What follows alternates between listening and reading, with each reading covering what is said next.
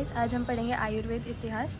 आयुर्वेद इतिहास का NCISM के सिलेबस के अकॉर्डिंग हमें टोटल 10 चैप्टर्स दिए हैं। वो 10 चैप्टर्स में से पहले 3 चैप्टर्स जो है संहिता काल तक के, वो मैं एक कंबाइंड वीडियो में एक्सप्लेन करने वाली हूँ। पॉइंट वाइज चलेंगे, सिलेबस के अकॉर्डिंग ही चलेंगे, बाकी एक्स्ट्रा कुछ पढ़ने की ज़रूरत नहीं है। ओके, सो इंट्रोडक्शन वाले चैप्टर में बेसिकली सिर्फ आयुर्वेद का इंट्रोडक्शन दिया है, जो आप अष्टांग हृदय में पढ़ने ही वाले हो। जैसे अष्टांग आयुर्वेद में होते क्या है, टॉपिक्स क्या है, काय, बाल, ग्रह, ऊर्ध्वांग, शल्य, दंष्ट्रा, जरा, वृषाण, ये सब के अष्टांग आयुर्वेद के जो ब्रांचेस है उनके बारे में बताया गया है, उनके मीनिंग्स बताए गए हैं। वो आप वीडियो पॉज करके पढ़ लीजिएगा।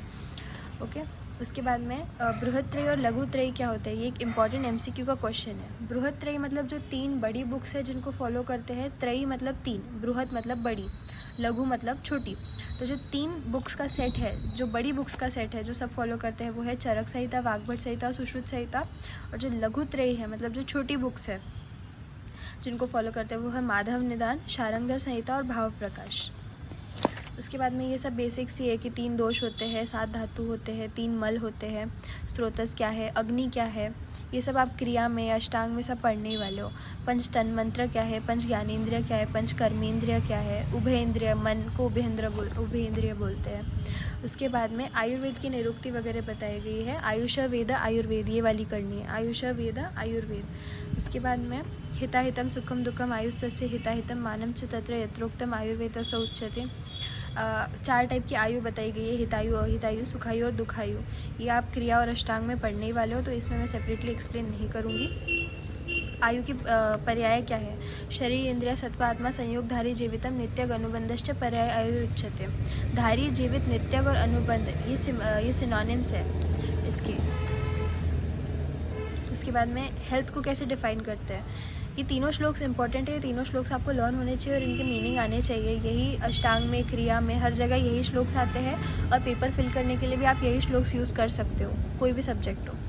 उसके बाद में हेल्थ क्या होता है, सम दोष समाग्निष्ठ समधातु मल क्रिया प्रसन्न आत्म इंद्रिया स्वस्थ इत्यादि धीयते। मतलब अगर सम दोष सारे समअवस्था में है, अग्नि समअवस्था में है, धातु मल और उनकी क्रिया समअवस्था में है, तो और इस स्टेट को हेल्दी स्टेट बोलते हैं, स्वस्थ इत्यादि धीयते। ओके, इसके बाद में ये आयुर्वेद का स्कोप क्या है, वो सब क्या है, वो इतना इंपॉर्टेंट नहीं है, हमको MCQ बेस्ड ही पढ़ना है आयुर्वेद इतिहास के लिए, तो ये मैं बताऊंगी नहीं। अभी शुरू करते हैं मेन पार्ट से, आयुर्वेद की इतिहास का क्या क्या करना है हमको। सबसे पहले तो सिलेबस में मेंशन्ड है कि व्युत्पत्ति और निरुक्ति करनी है और उसकी डेफिनेशन करनी है। तो व्युत्पत्ति है इति ह आस, ऐसे बनता है इतिहास। और उसके बाद में उसकी निरुक्ति क्या है, इतिहास पूर्ववृत्तम, मतलब जो पास्ट के इंसिडेंट्स है उसको पढ़ने को इतिहास बोलते हैं। डेफिनेशन क्या है, धर्म अर्थ काम मोक्षानाम उपदेश समनिबंतम पूर्ववृत्त कथा युक्ति इतिहास प्रत्यक्षते। मतलब धर्म, अर्थ, काम और मोक्ष का डिस्क्रिप्शन जिस बुक में दिया गया है, जिस जगह पे दिया गया है, उसको इतिहास बोलते हैं। आयुर्वेद इतिहास का अब इसमें नेक्स्ट पॉइंट दिया गया है कि उसकी सिग्निफिकेंस क्या है, उसकी यूटिलिटी क्या है, ये पढ़ना है। तो ये बहुत बेसिक है, ये MCQ में पूछा नहीं जाता है, फिर भी हम एक बार कर लेंगे कि उसकी आयुर्वेद की उत्पत्ति क्या है, कैसे ओरिजिन हुआ है, कैसे डेवलपमेंट हुआ, उसका विकास कैसे हुआ, उसको स्टडी कैसे किया, अध्ययन, उसकी प्रैक्टिस कैसे की, मतलब उसका अभ्यास कैसे किया, उसका डिसेंट कैसे हुआ, मतलब आयुर्वेद का अवतरण कहाँ से हुआ, कहाँ से शुरू हुआ, कहाँ से कैसे कैसे किसके थ्रू स्प्रेड हुआ है, उसकी व्याप्ति कैसे हुई है, या आयुर्वेद इतिहास में हम पढ़ने वाले हैं। इतिहास पढ़ के क्या फ़ायदा होता है कि हमको geological, ecological, social, economical, religious, political, cultural, traditional status, food habits, health practices, ये सब समझ में आती है जो पास्ट टाइम में जो रहती थी। मेडिकल साइंसेस जो वो टाइम पे थे, रिसर्च प्रोग्राम्स क्या चलते थे, और आयुर्वेद की कैसी अवेयरनेस थी वो टाइम पे, आयुर्वेद का स्टेटस क्या था तब, जैसे कि कैसे कैसे वो धीरे धीरे डेवलप हुआ, ये हम आयुर्वेद इतिहास में सीख सकते हैं। उसके बाद में सिलेबस का नेक्स्ट टॉपिक है कि means and methods of study of Ayurveda इतिहास कैसे हुआ था। तो इसमें हम पढ़ेंगे कि पैरामीटर्स क्या होते हैं, कहाँ से आयुर्वेद जो इतिहास बना है वो किन चीज़ों से बना है। सबसे पहले जो हमारे वैदिक लिटरेचर थे, वेद, ब्राह्मण्स, आर्यंकस, उपनिषद, पुराना, स्मृतिज, ये सब क्या है, टेक्स्ट है, एंशिएंट टेक्स्ट है। इसमें से हमने धीरे धीरे करके आयुर्वेद की नॉलेज एक्सट्रैक्ट की है। इसमें से इम्पॉर्टेंट क्वेश्चन ये है कि चार जो वेद है, ऋग्वेद, यजुर्वेद, सामवेद, अथर्ववेद, इसमें से जो आयुर्वेद है वो अथर्ववेद की ब्रांच है। ठीक है। इनमें से लिया गया है। ब्राह्मण होते हैं, आर्यंक होते हैं, उपनिषद होते हैं और पुराण होते हैं। तो मैं आपको अभी समझा देती हूँ। 4 टाइप के वेद है, ऋग्वेद, यजुर्वेद, सामवेद और अथर्ववेद। आयुर्वेद अथर्ववेद से लिया गया है। उसके बाद में ब्राह्मणास होते हैं, 4 वेद के 4 ब्राह्मण होते हैं। उसके बाद में आर्यंक को मिडिल प्लेस दिया है बिटवीन ब्राह्मणास एंड उपनिषद्स। उसके बाद में उपनिषद्स जो है वो 108 नंबर है, जिसमें से 14 सबसे इम्पॉर्टेंट है। उसके बाद में ये बस पढ़ लेना, ये इतने इम्पॉर्टेंट नहीं है। पुराणास 18 नंबर होते हैं। स्मृति जो होती है वो लॉ बुक्स होती है, जैसे आपने मनुस्मृति सुना होगा जिसमें सोसाइटी के क्या लॉज थे वो मनु ऋषि ने मेंशन किया है, वैसे स्मृति जो होती है वो लॉ बुक्स होती है। देखिए एग्जाम्पल्स में मनुस्मृति वगैरह सारी स्मृति दी है। उसके बाद में बुद्धिस्ट लिटरेचर्स थे, जैसे त्रिपिटक, धर्मपथ, बुद्ध चरित्र, ये सब जो बुद्धिस्ट लिटरेचर की जो बुक्स थी वो सब से जो हमको नॉलेज मिला है इतिहास के बारे में वो कंपाइल करते हैं। उसके बाद में हिस्टोरिकल वर्क्स, जैसे वो टाइम के जो धीरे धीरे से हिस्ट्री रिकॉर्ड करी गई है डिफरेंट पब्लिकेशन ऑफ ऑथर्स से, उससे हमने आयुर्वेद का जो नॉलेज था वो एक्सट्रैक्ट करके आयुर्वेद इतिहास निकाला है। ट्रैवलर्स की रिपोर्ट्स, एंशिएंट टाइम पे जो हिस्ट्री रिकॉर्ड करने के लिए स्पेशल ट्रैवलर्स असाइंड होते थे।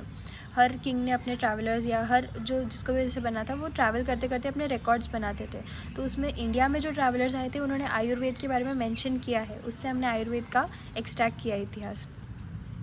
Tools pertaining to ancient India, मतलब जो कॉइन्स थे, ओल्ड रिकॉर्ड्स थे, या फिर जो एक्सकवेशंस थी, जैसे इंडस वैली में था, हड़प्पा और मोहनजोदारो के सिविलाइजेशन से जो भी हमको चीज़ें मिली उससे हमने असेस करने की कोशिश की कि आयुर्वेद कैसे डेवलप हुआ था, उसका इतिहास क्या था। बौद्ध साहित्य, जैसे मैंने बताया कि बुद्ध लोगों की जो टेक्स्ट थे उसमें भी आयुर्वेद का काफ़ी मेंशन किया गया है।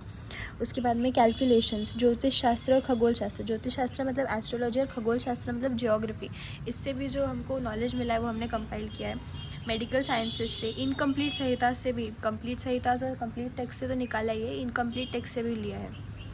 ऋषिज़ की वर्ड्स से।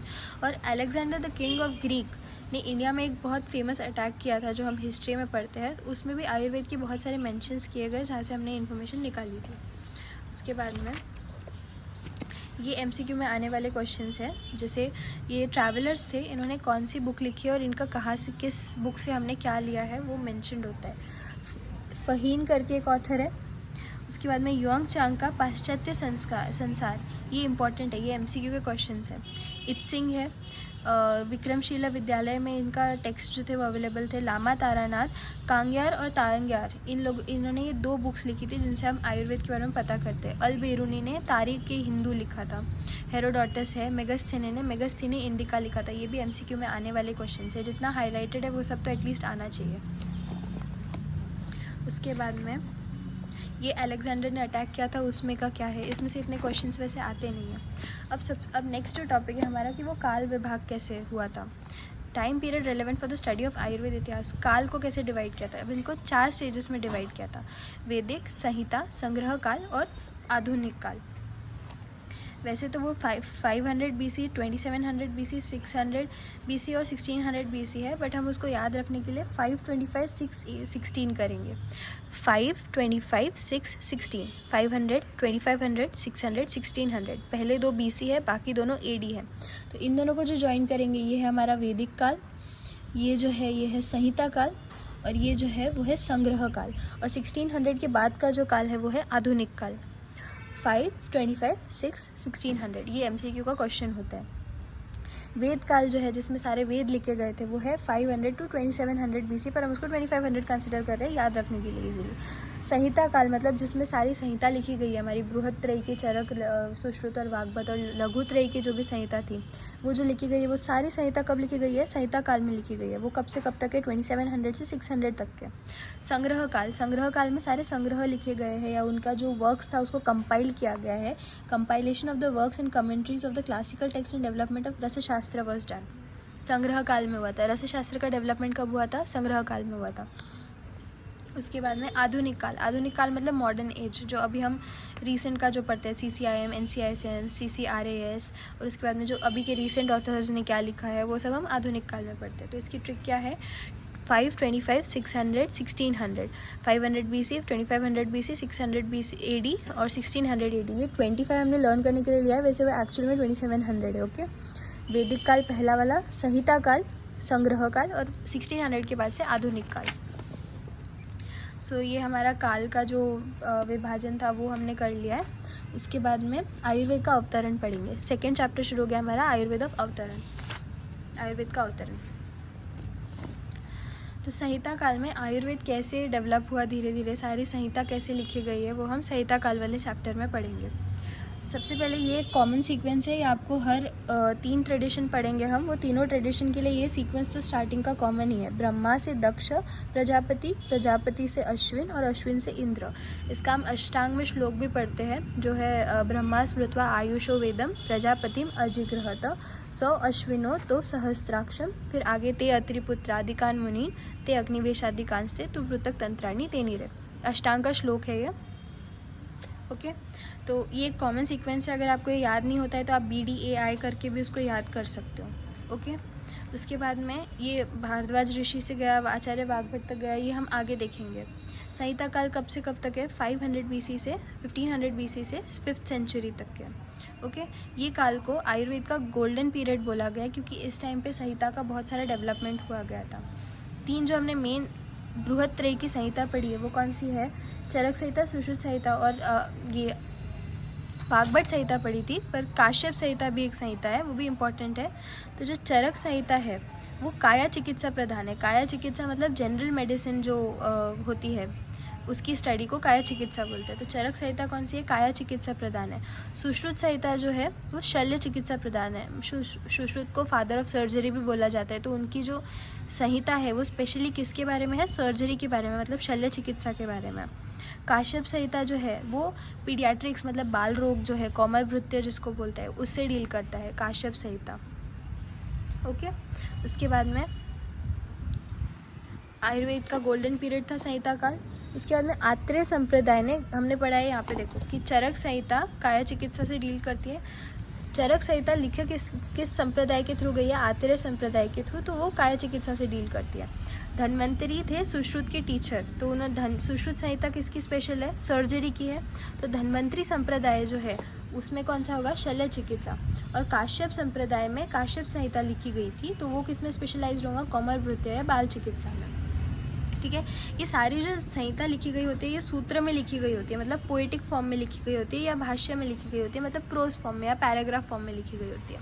ठीक है अब इसमें से कुछ इंपॉर्टेंट पॉइंट्स हैं जो मैंने हाईलाइट किए, जो MCQ वाइज पढ़ना इंपॉर्टेंट होता है। कि जीविका जो थे उनको किंग अभय ने तक्षशिला यूनिवर्सिटी में आयुर्वेद पढ़ने के लिए भेजा था। और दिवोदासा जो किंग ऑफ काशी थे वो किंग थे, फिर भी उनको आयुर्वेद में इतना इंटरेस्ट था कि उन्होंने उसकी पढ़ाई की थी और अपने डिसाइपल्स को वो पढ़ाया था। डिसाइपल्स मतलब स्टूडेंट्स को पढ़ाया था।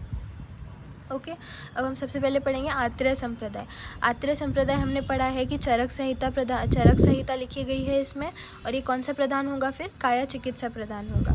इसकी शुरुआत किसने की है? पुनर्वसु अत्रेय ने की है। इनके 6 डिसाइपल्स थे, अग्निवेश, भेल, जटुकर्ण, पराशर, हारित और शारपानी। ये MCQ वाइज एक बहुत इंपॉर्टेंट क्वेश्चन है और ये ऑलमोस्ट हर साल आता ही है। तो ये 6 स्टूडेंट्स के नाम तो आपको लर्न होने ही चाहिए। अग्निवेश, भेल, जटुकर्ण, पराशर, हारित और शारपानी। उसके बाद में